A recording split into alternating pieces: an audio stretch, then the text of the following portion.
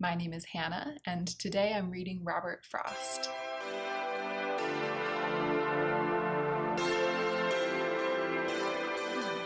Hey y'all, so I finally worked up the courage to branch out from my normal content and start my Hannah Reads series.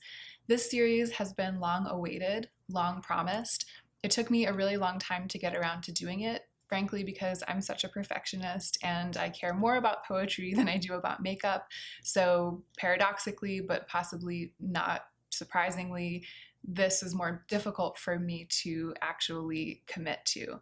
But I'm really glad to finally be doing it today. Before we start, I want to let you know that there aren't going to be any middle ads in this video. There also won't be an ad at the end, and there won't be any outro music at the end.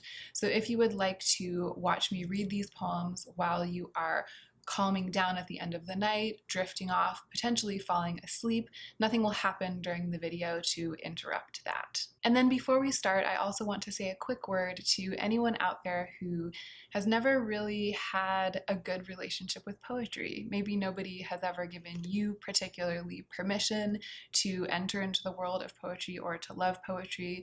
Maybe English class wasn't your thing, maybe school wasn't your thing, and maybe you've always had the impression that you have to study poetry as a scholar or as a student to love it. Well, I am here to tell you that that is not true.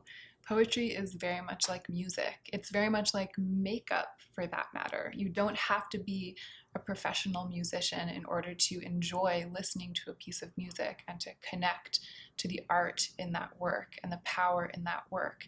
And you don't have to be a professional makeup artist to fall in love with color and texture and to get your hands into color and texture and use and wear and own makeup and make it part of your life. The same is true of poetry. So if you are entering into this video with an open mind but a latent fear of poetry, I'd like to invite you to let that go and maybe start over with poetry today. If you know how to listen to music, if you know how to absorb the power of color just by looking at it, then you can listen to poetry and you won't be doing it wrong.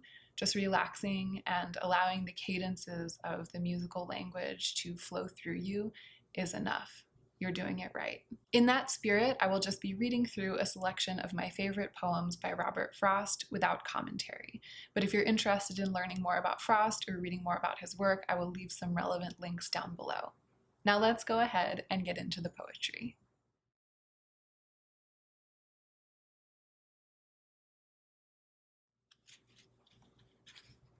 Stopping by woods on a snowy evening.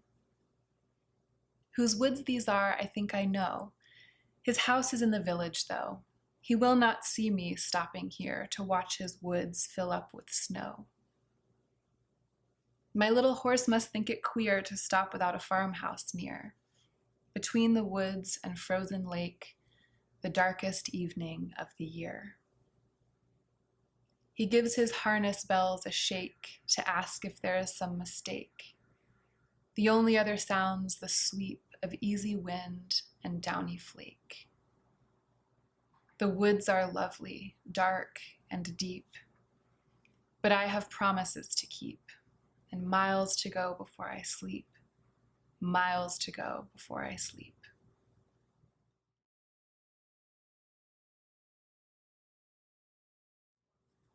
Birches. When I see birches bend to left and right across the lines of straighter, darker trees, I like to think some boy's been swinging them. But swinging doesn't bend them down to stay. Ice storms do that. Often you must have seen them loaded with ice a sunny winter morning after a rain. They click upon themselves as the breeze rises and turn many-colored as the stir cracks and crazes their enamel.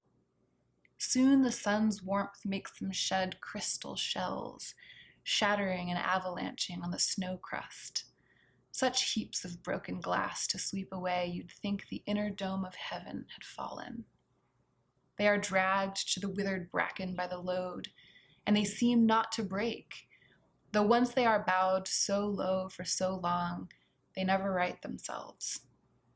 You may see their trunks arching in the woods years afterwards, trailing their leaves on the ground like girls on hands and knees that throw their hair before them over their heads to dry in the sun. But I was going to say, when truth broke in with all her matter of fact about the ice storm, I should prefer to have some boy bend them, as he went out and in to fetch the cows.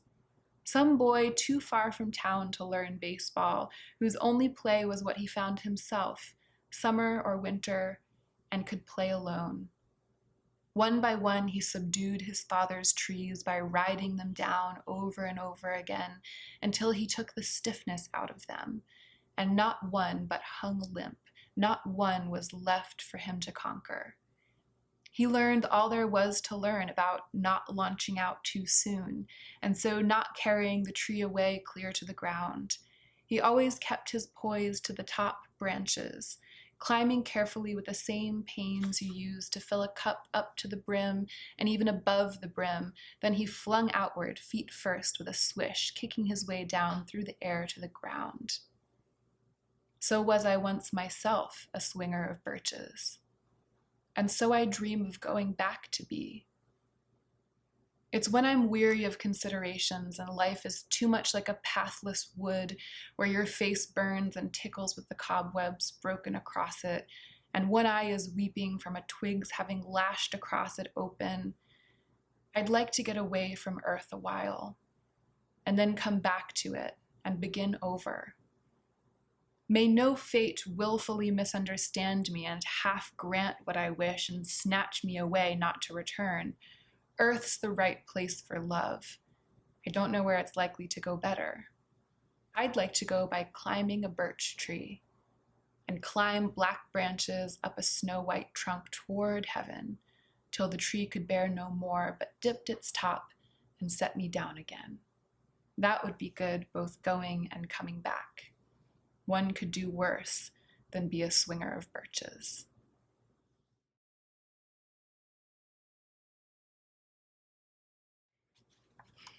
The ovenbird. There is a singer everyone has heard, loud, a midsummer and a midwood bird, who makes the solid tree trunks sound again. He says that leaves are old and that for flowers midsummer is to spring as 1 to 10. He says the early petal fall is past when pear and cherry bloom went down in showers, on sunny days, a moment overcast, and comes that other fall we name the fall. He says the highway dust is over all. The bird would cease and be as other birds, but that he knows in singing not to sing. The question that he frames in all but words is what to make of a diminished thing.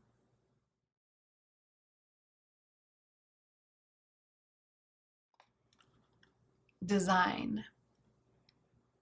I found a dimpled spider, fat and white, on a white heel-all, holding up a moth like a white piece of rigid satin cloth, assorted characters of death and blight mixed ready to begin the morning rite, like the ingredients of a witch's broth, a snowdrop spider, a flower like froth, and dead wings carried like a paper kite. What had that flower to do with being white, the wayside blue and innocent heel-all? What brought the kindred spider to that height, then steered the white moth thither in the night? What but design of darkness to appall, if design govern a thing so small?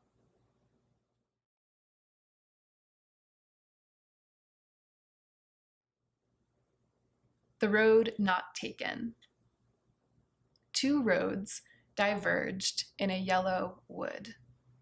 And sorry I could not travel both and be one traveler, long I stood and looked down one as far as I could to where it bent in the undergrowth. Then took the other, as just as fair and having perhaps the better claim, because it was grassy and wanted wear, though as for that, the passing there had worn them really about the same, and both that morning equally lay in leaves no step had trodden black. Oh, I kept the first for another day. Yet knowing how way leads on to way, I doubted if I should ever come back. I shall be telling this with a sigh, somewhere ages and ages hence. 2 roads diverged in a wood, and I I took the one less traveled by, and that has made all the difference.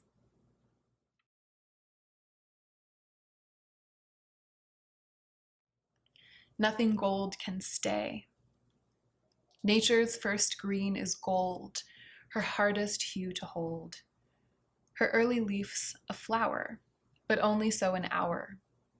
Then leaf subsides to leaf, so Eden sank to grief, so dawn goes down to day.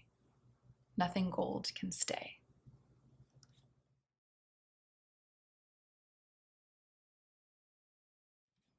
After apple picking.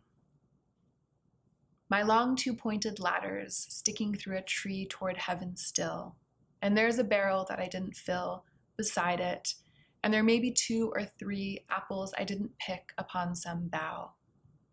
But I am done with apple picking now. Essence of winter sleep is on the night, the scent of apples, I am drowsing off. I cannot rub the strangeness from my sight I got from looking through a pane of glass I skimmed this morning from the drinking trough and held against the world of hoary grass. It melted and I let it fall and break, but I was well upon my way to sleep before it fell, and I could tell what form my dreaming was about to take. Magnified apples appear and disappear, stem end and blossom end, and every fleck of russet showing clear. My instep arch not only keeps the ache, it keeps the pressure of the ladder round. I feel the ladder sway as the boughs bend, and I keep hearing from the cellar bin the rumbling sound of load on load of apples coming in. For I have had too much of apple picking. I am overtired of the great harvest I myself desired. There were 10,000 fruit to touch, cherish in hand, lift down, and not let fall.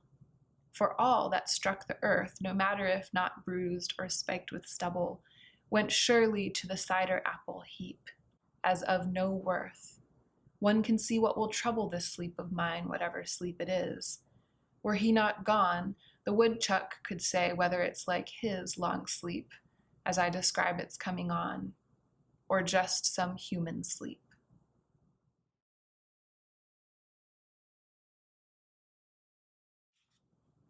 Fire and ice. Some say the world will end in fire. Some say in ice. From what I've tasted of desire, I hold with those who favor fire.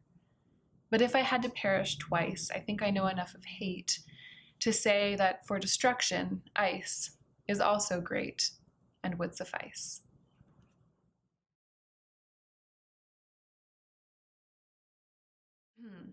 My November guest. My sorrow, when she's here with me, thinks these dark days of autumn rain are beautiful as days can be. She loves the bare, the withered tree. She walks the sodden pasture lane. Her pleasure will not let me stay. She talks, and I am fain to list. She's glad the birds are gone away. She's glad her simple worsted gray is silver now with clinging mist. The desolate deserted trees, the faded earth, the heavy sky, the beauties she so truly sees, she thinks I have no eyes for these, and vexes me for reasons why. Not yesterday I learned to know the love of bare November days, before the coming of the snow, but it were vain to tell her so, and they are better for her praise.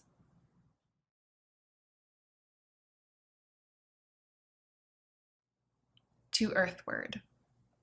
Love at the lips was touch as sweet as I could bear, and once that seemed too much, I lived on air that crossed me from sweet things the flow of, was it musk from hidden grapevine springs downhill at dusk?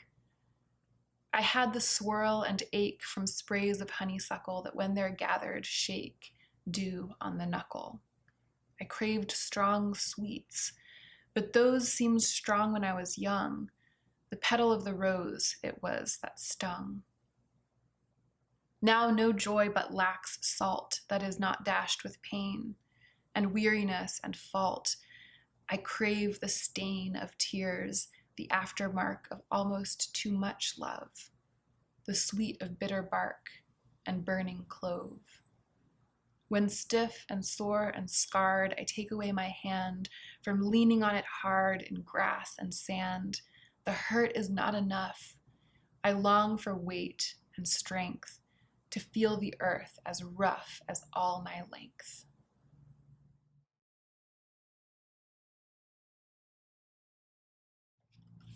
The silken tent.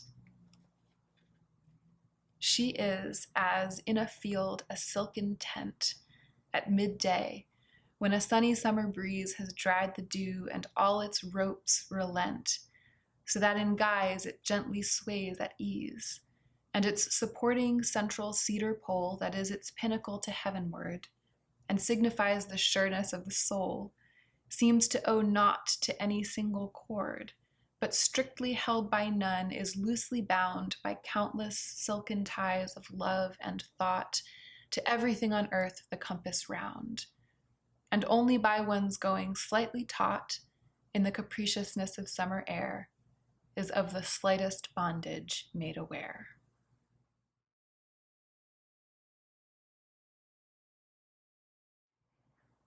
Directive. Back out of all this now too much for us.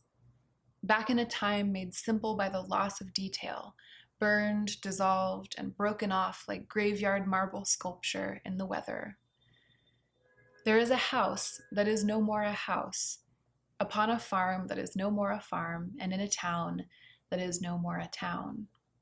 The road there, if you'll let a guide direct you who only has at heart you're getting lost, might seem as if it should have been a quarry, great monolithic knees the former town long since gave up pretense of keeping covered.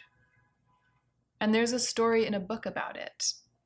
Besides the wear of iron wagon wheels, the ledges show lines ruled southeast, northwest, the chisel work of an enormous glacier that braced his feet against the Arctic pole. You must not mind a certain coolness from him, still said to haunt this side of Panther Mountain. Nor need you mind the serial ordeal of being watched from 40 cellar holes as if by eye pairs out of 40 firkins. As for the wood's excitement over you, that sends light rustle rushes to their leaves, charge that to upstart inexperience. Where were they all not 20 years ago? They think too much of having shaded out a few old pecker-fretted apple trees. Make yourself up a cheering song of how someone's road home from work this once was, who may be just ahead of you on foot or creaking with a buggy load of grain. The height of the adventure is the height of country where two village cultures faded into each other. Both of them are lost. And if you're lost enough to find yourself by now, pull in your ladder road behind you and put a sign up, closed to all but me. Then make yourself at home. The only field now left's no bigger than a harness gall. First, there's the children's house of make-believe, some shattered dishes underneath a pine, the playthings in the playhouse of the children. Weep for what little things could make them glad. Then for the house that is no more a house, but only a belilaced cellar hole, now slowly closing like a dent in dough. This was no playhouse, but a house in earnest. Your destination and your destinies, a brook that was the water of this house, cold as a spring, as yet so near its source, too lofty and original to rage. We know the valley streams that when aroused will leave their tatters hung on barb and thorn. I have kept hidden in the instep arch of an old cedar at the waterside a broken drinking goblet like the Grail, under a spell so the wrong ones can't find it, so can't get saved as St. Mark says they mustn't. I stole the goblet from the children's playhouse. Here are your waters and your watering place. Drink and be whole again, beyond confusion.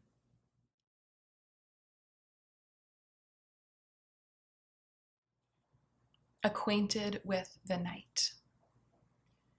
I have been one acquainted with the night. I have walked out in rain and back in rain.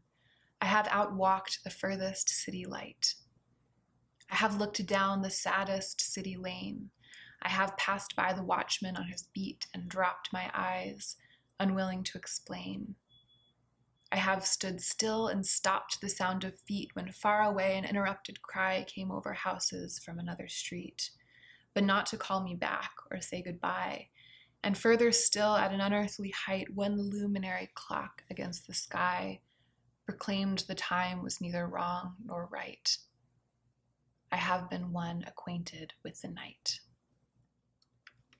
That is it. Thank you so much for watching or listening today.